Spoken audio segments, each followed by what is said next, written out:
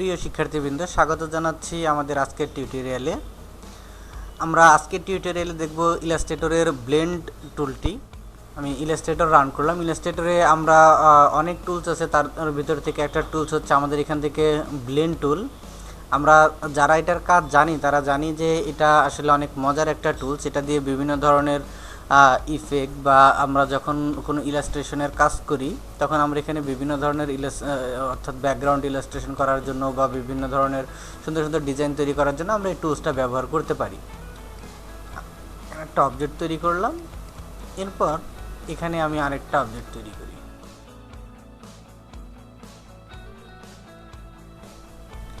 সে দুইটা অবজেক্টের ভিতরে আমি এখান থেকে ব্লেন্ড অ্যাপ্লাই করে দিলাম।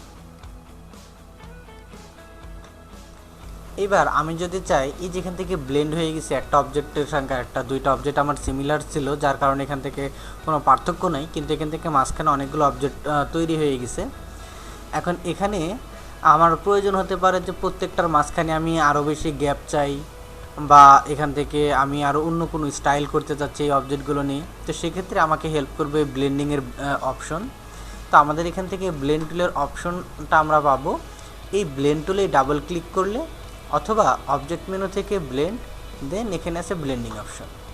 এখানে গেলে দেখেন আমাদের এখানে অপশন আছে যে স্মুথ কালার, স্পেসিংটা আছে স্মুথ কালার, আমি প্রিভিউ অন করে রাখি। তারপর এখানে আছে স্পেসিফাইড ডিস্টেন্স, তারপর আমার এখানে আছে স্পেসিফাইড স্টেপ। স্পেসিফাইড স্টেপ হচ্ছে যে আমার এখানে দুইটা অবজেক্ট আমি তৈরি করে দিছি এবং এর মাঝখানে আমি আসলে কতটা অবজেক্ট চাই। আমি যদি দিয়ে দিই যে 2, তাহলে এখান থেকে দেখেন কি হচ্ছে যে আমি এই দুইটা অবজেক্ট নিজে তৈরি করে দিছি এবং এই দুইটা অবজেক্ট সে বাই ডিফল্ট সে এটা নিজে তৈরি করে নিছে।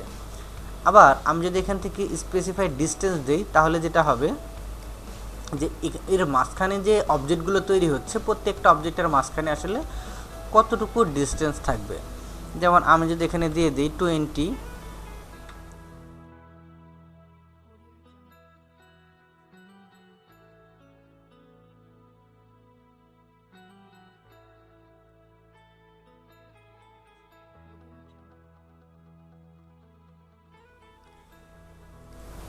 যেটা দেখতেছিলাম আমি এখান থেকে স্পেসিফাইড ডিস্টেন্সে গিয়ে যে মাঝখানে আমি আসলে কতটুকু ডিস্টেন্স চাচ্ছি। আমি যদি চাই দুইটা অবজেক্টের ভিতরে আমার এখান থেকে ডিস্টেন্স থাকবে 100 পিটি, তাহলে দেখেন এখান থেকে অবজেক্টগুলোর মাঝখানে সে 100 পিটি করে গ্যাপ রাখতেছে। আমি আরও বেশি গ্যাপ চাইলে আমি এখান থেকে আরও বেশি ভ্যালুটা দিয়ে দিতে পারি। সেক্ষেত্রে মাঝখানে কয়টা অবজেক্ট তৈরি হবে এটা নির্ভর করবে যে আমার এখান থেকে টোটাল স্পেসিংটা কতটুকু ছিল এবং আমি এখান থেকে স্পেস হিসেবে কতটুকু ছেড়ে দিতে বলছি। যদি আমি এখান থেকে 150 দিই তাহলে এখান থেকে 3টা নিচে, বা আমি যদি এখান থেকে 100 পিক্সেল এখান থেকে গ্যাপ রাখতে বলি তাহলে প্রত্যেকটার মাঝখানে 100 পিক্সেল করে গ্যাপ রেখে যে কয়টা অবজেক্ট প্রয়োজন এই কয়টা অবজেক্টই আমার এখান থেকে তৈরি করে নেবে। তো আমাদের এখান থেকে এই যে একটা অবজেক্ট আরেকটা অবজেক্টের সঙ্গে ব্লেন্ড হয়ে যাচ্ছে, এটার মাধ্যমে আমরা আসলে কি কি তৈরি করতে পারি। তো আমরা কিছু ইফেক্ট এখান থেকে দেখে নিই যে এটার মাধ্যমে আসলে কি কি তৈরি করা যেতে পারে। যেমন আমি যদি একটা স্টার তৈরি করতে চাই, নর্মালি আমি একটা স্টার যদি তৈরি করতে চাই এটা তৈরি করছি। তো এটা তো একটা ফ্ল্যাট কালার, একটা সলিড কালার, বা আমরা এখান থেকে গ্রেডিয়েন্ট কালার অ্যাপ্লাই করে হলো হয়তো অনেক কিছু তৈরি করতে পারি। তা আমরা যদি এর ভিতরে অন্য কোনো ধরনের একটা গ্লেজ চাই তাহলে আমরা এখান থেকে কিভাবে দিব। নর্মালি দেখেন যে এখানে একটা স্টার আছে, ঠিক আছে। তো আমি এখান থেকে এর মাঝখানে একটা হোয়াইট অবজেক্ট তৈরি করে নিই। আমি আইড্রপার দিয়ে হোয়াইট কালারটা পিক করে দিলাম। আমার এই অবজেক্টের ভিতরে কি আছে, এখানে দুইটা অবজেক্ট আছে। একটা অবজেক্ট আমার এখান থেকে সার্কেল যেটাতে আছে হোয়াইট কালার, এবং আরেকটা অবজেক্ট হচ্ছে আমার স্টার যেটাতে রেড কালার আছে। এবং এই হোয়াইট অবজেক্টটাকে আমি এখান থেকে অনেক ছোট করে ফেলবো, যার কারণে আমি এখান থেকে স্কেলে চলে গেলাম। এবার এটাকে স্কেল করলাম অনলি 20%-এ, তাতে এটা অনেক বেশি ছোট হয়ে গেছে। নর্মালি এখান থেকে দেখাই যাবে না, এই যে অনেক বেশি জুম করলে দেখা যাবে একদম ছোট হয়ে গেছে। তো ঠিক আছে, থাক। এবার যখন আমি এখান থেকে দুইটা অবজেক্টকে সিলেক্ট করলাম, আমি যখন এখান থেকে ক্লিক করে ড্র্যাগ করছি তখন এখানে আমার স্টার এবং সার্কেল সহ দুইটা অবজেক্টই তৈরি হয়েছে। এবার আমি এগুলোর মাঝখানে ব্লেন্ড অ্যাপ্লাই করি, ব্লেন্ড থেকে মেক। এবার দেখেন আমার এখান থেকে এখন আর এটা দেখেন আমার আগে যে নর্মালি ফ্ল্যাট কালার দিয়ে যে একটা স্টার তৈরি করেছিলাম তার চাইতে অনেক ভালো লাগতেছে। বা আমরা যদি এটা এখান থেকে চাই যে আমরা আসলে এইভাবে না, এটা তো অনেক স্মুথ ছিল, যেখান থেকে দেখেন এটার ব্লেন্ডিংটা, যেটা স্টারটা যে ধীরে ধীরে হোয়াইটের দিকে তে কনভার্ট হয়েছে, এটা অনেক স্মুথলি, যার কারণে এটা এখানে বোঝা যাচ্ছে না। আমরা যদি এটার সেটিংটা চেঞ্জ করে আরেকটু, যে এখান থেকে স্মুথ কালার না দিয়ে স্পেসিফাইড স্টেপ, সে আমি এখান থেকে দিয়ে দিলাম 10টা স্টেপ, তাহলে দেখেন এখান থেকে কি হচ্ছে যে আমার এটার প্রত্যেকটা স্টেপ আমার এখানে বোঝা যাচ্ছে। এটা অনেক স্মুথ ছিল আমার এখান থেকে, এটাতে দিয়েছিল স্পেসিংটা দিয়েছিল স্মুথ, যার কারণে আমার এখান থেকে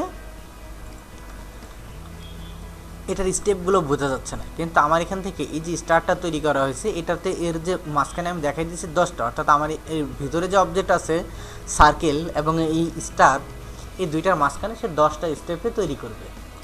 তো এই ধরনের সুন্দর সুন্দর কাজ আমরা এখান থেকে করতে পারি। এছাড়াও আমরা আরও কিছু ফাংশন আছে, যেমন এখানে আরেকটা অপশন আছে রিপ্লেস স্পাইন। আমি যদি এখান থেকে ব্লেন্ডে যাই, ব্লেন্ডে গেলেই দেখবো এখান থেকে রিপ্লেস স্পাইন। তো এখান থেকে রিপ্লেস স্পাইনটা কি, এখানে স্পাইন বলতে এখান থেকে বোঝানো হচ্ছে যে আমি যখন এখান থেকে ব্লেন্ড করতেছি কোনো অবজেক্টকে, সে এটা একটা অবজেক্ট, এটা একটা অবজেক্ট, আমি আপাতত এখান থেকে এর ভিতরে ব্লেন্ডিংটা অ্যাপ্লাই করে দিই। এই যে এখান থেকে যখন আমি ব্লেন্ড করছি, ব্লেন্ডিং অপশানটা অ্যাপ্লাই করছি, এখানে দেখেন মাঝখানে একটা লাইন ক্রিয়েট হয়েছে, এই লাইনটাকে এখান থেকে বলা হচ্ছে স্পাইন। তো আমি যদি চাই যে আমার এখান থেকে যে ইফেক্টটা, অর্থাৎ আমার এখান থেকে ব্লেন্ডের মাধ্যমে যে কাজটা আমি করতেছি, এটা এমন স্ট্রেট একটা লাইনের ভিতরে হবে না, এটা আমার কাস্টম কোনো শেপের ভিতরে আমি এটা চাইতেছি। তো সেক্ষেত্রে আমরা এর স্পাইনটাও চেঞ্জ করে দিতে পারি। তো আমরা যদি এর স্পাইনটা চেঞ্জ করে দিতে চাই, তাহলে কিভাবে দিতে পারি? সে আমি এখান থেকে বলতেছি যে আমার এটা আমি একটা সার্কেলের ভিতরে চাই, তাহলে আমরা একটা সার্কেল তৈরি করে নিলাম। এই সার্কেলটাকে আমি এখান থেকে সিলেক্ট করে অবজেক্ট, ব্লেন্ড থেকে রিপ্লেস স্পাইন। এবার দেখেন আমার এখান থেকে কি হয়েছে, ওই অবজেক্টটা আমার এখান থেকে যে স্পাইনটা আগে একটা স্ট্রেট লাইনে ছিল, সেই স্পাইনটা চেঞ্জ হয়ে আমার এখান থেকে অবজেক্ট বরাবর চলে আসছে। এখন এখান থেকে বিষয় হচ্ছে যে আমার এই অবজেক্ট এখান থেকে মাঝখানে কিছু অংশ গ্যাপ রয়ে গেছে। এই গ্যাপটা আসলে আমরা যখন এই স্পাইনটা নেই, স্পাইনটা আসলে ওপেন পাতের ক্ষেত্রে যদি আমরা করি তাহলে এই গ্যাপটা থাকবে না, যদি আমরা ক্লোজ পাতের ভিতরে করি তাহলে এই গ্যাপটা থাকবে। তাহলে আমরা যেহেতু সার্কেল নিচ্ছি, এটা একটা ক্লোজ পাথ, এই ক্লোজ পাথটাকে আমি চাইলে ওপেন পাথ করে দিতে পারি। ওপেন পাথ করে দেওয়ার জন্য আমি এখান থেকে সিজার টুলটা নিলাম এবং এখান থেকে আমি একটা পয়েন্ট ক্রিয়েট করলাম। তাহলে এটা কি হয়ে গেছে, এখন আর এটা ওপেন পাথ নেই, ক্লোজ পাথ হয়ে গেছে এবং আমার এটা মিলেও গেছে। তো আমরা এটা তো এখান থেকে দেখলাম যে এটার এই অবস্থায় আছে। তো এর মাধ্যমেও আমরা এখান থেকে চাইলে আসলে অনেক কিছুই করতে পারি। যে আমি একটা সার্কেল তৈরি করে নিলাম,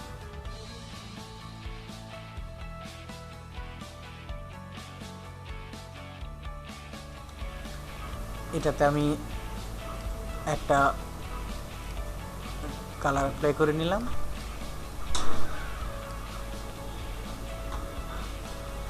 এবং এটাকে কপি করে নিয়ে এটার কালারটা চেঞ্জ করে নিই। সেখানে গ্রিন থাকলো,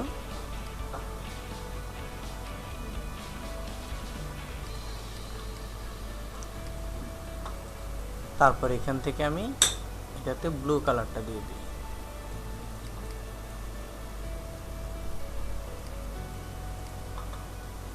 আচ্ছা, আমি তিনটার একটু অ্যালাইনমেন্টটা ঠিক করে নিই। অ্যালাইনমেন্ট আমার এখান থেকে অ্যালাইনমেন্ট দিয়ে আছে একটু আর্টবোর্ড, আমি এটা চেঞ্জ করে সিলেকশন অ্যালাইনমেন্ট দেন এখান থেকে ডিস্ট্রিবিউটটাও ঠিক করে নিলাম। এবার এই তিনটা অবজেক্টের ভিতরে আমি এখান থেকে অ্যাপ্লাই করব ব্লেন্ড থেকে মেক। তো আমার এখানে যেটা হয়েছে, ব্লেন্ড হয়েছে, আমার এখান থেকে স্ট্রোক ছিল, যার কারণে মাঝখানে আমরা দেখতে পাচ্ছি অনেক ছোট ছোট গ্যাপ আছে। তো এটা এভাবে থাক। তো আমি আপাতত চাচ্ছি যে এটার মাঝখানের স্পেসিংটা আর একটু কম হবে, তাহলে আমি এখানে ব্লেন্ড টুলে ডাবল ক্লিক করে চলে গেলাম স্মুথ কালারে, না গিয়ে স্পেসিফাইড স্টেপ আমি এখান থেকে দিয়ে দিলাম সে 20। আমরা একটু প্রিভিউটা দেখে নিই, সে 20-তে এমন আসতেছে। আমি চাইলে এটা 20 না রেখে 25 রাখি, আপাতত 25।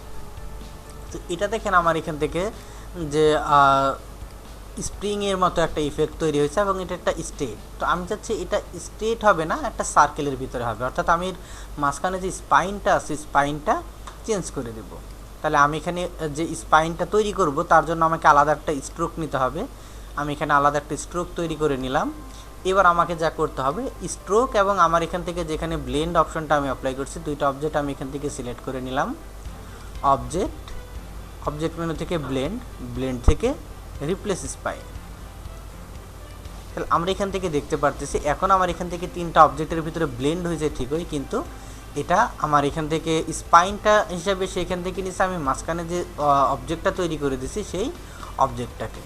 তো এখান থেকে কিছুটা অংশ গ্যাপ আছে, আমি এটাকে একটা কপি রেখে দিই পরবর্তীতে কিছু কাজের জন্য। এবার আমাদের এখান থেকে দেখেন যে আমি চাইতেছি যে এই গ্যাপটুকু আমি এখান থেকে মিলাই দিতে। তাহলে একটা ওয়ে হচ্ছে যে আমার এখান থেকে রেড অবজেক্টের সাথে গ্রিনের ব্লেন্ড হয়েছে, গ্রিনটা গিয়ে ব্লুর সঙ্গে হয়েছে, কিন্তু ব্লু এবং রেড এই দুইটার ভিতরে কিন্তু কোনো ব্লেন্ড নাই। তাহলে আমরা যেটা করতে পারি, এখান থেকে ব্লেন্ড টুল নিয়ে আমি এখান থেকে রেড এবং এই ব্লু এই দুইটার মাঝখানে ব্লেন্ড করাই দিতে পারি। তাহলে এখান থেকে কি হবে, তাহলে দেখেন আমাদের এখান থেকে সুন্দর একটা অবজেক্ট তৈরি হয়ে গেছে। মানে এইভাবে আমরা ব্লেন্ড টুল অ্যাপ্লাই করে এই ধরনের অনেক কিছুই তৈরি করতে পারি। বা আমরা যদি চাই যে না আমি এখান থেকে করবো না, জাস্ট আমার এখানে যা আছে অর্থাৎ যে অবজেক্টটা আমি এখান থেকে তৈরি করছি এটুকুই থাকবে, পরবর্তীতে রেড এবং ব্লুর মাঝখানে এটা করব না, ব্লেন্ডটা করব না, তাহলে সেক্ষেত্রে আমরা এখান থেকে সিজার টুল নিয়ে এই যে আমার এখান থেকে যে অবজেক্ট অনুযায়ী আমি এখান থেকে ব্লেন্ড করছি, চাইলে আমরা এটাকে কেটে দিতে পারি। তাহলে যেটা হবে আমাদের এখান থেকে এই ক্ষেত্রে এটাও মিলে যাবে।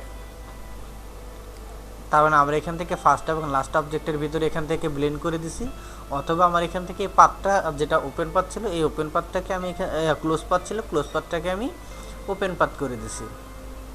তো এইভাবে আমরা এখান থেকে যে অবজেক্টগুলো তৈরি করলাম এই অবজেক্টগুলো মূলত এখান থেকে ইলাস্ট্রেটরের একটা টুলস ইউজ করে তৈরি করা। আমরা এখান থেকে চাইলে আরও অনেক সুন্দর সুন্দর অবজেক্ট বা আরও সুন্দর সুন্দর ডিজাইন এখান থেকে করতে পারি। সেক্ষেত্রে আমাদেরকে ইলাস্ট্রেটরের আরও যে টুলসগুলো আছে সেই টুলসগুলো আমাদেরকে জানতে হবে। আশা করি টিউটোরিয়ালগুলোর জন্য আমাদের সঙ্গেই থাকবেন। আর এই টিউটোরিয়াল পাওয়ার জন্য আমাদের সঙ্গে থাকতে হলে আপনাকে যা করতে হবে সেটা হচ্ছে ইউটিউবে আমাদের চ্যানেলে সাবস্ক্রাইব করতে হবে। আমাদের চ্যানেলের নামটা হচ্ছে creative IT institute of Bangladesh. এটা ইউটিউবের সার্চ অপশনে গিয়ে creative IT institute of Bangladesh লিখে সার্চ দিলে চলে আসবে এবং এখানে আপনি সাবস্ক্রাইব করে রাখবেন। সাবস্ক্রাইব করে রাখলে আপনি আমাদের যে নতুন নতুন টিউটোরিয়ালগুলো আছে এই টিউটোরিয়ালগুলো খুব সহজেই পেয়ে যাবেন। ধন্যবাদ।